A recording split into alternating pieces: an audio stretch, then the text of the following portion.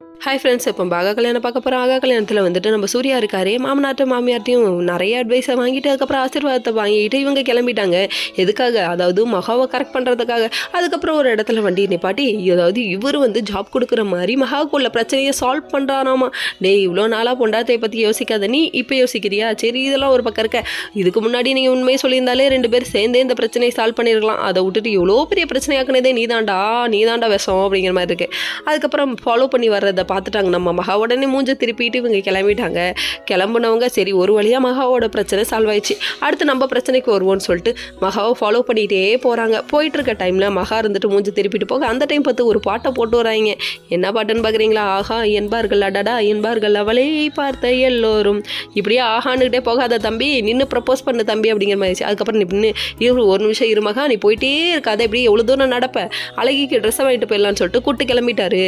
எப்படியோ தம்பி கரெக்ட் பண்ணுறான்ப்பா, பின்றாப்பா 4-5 பிட்டு எக்ஸ்ட்ரா வேற போடுறான்ப்பா அப்படிங்கிற மாதிரி இருக்குது. சொந்த மூலலாம் இல்லையே, சொல் புத்தியாவது இருக்கே, சந்தோஷம் அப்படிங்கிற மாதிரி ஆயிடுச்சு. இன்னொரு பக்கம் விஜய் காணும்னு சொல்லிட்டு ஃபோன் அடிக்கிறாங்க. கடைசியில் பார்த்தா விஜய் பாரில் விழுந்து கிடக்குறாரு.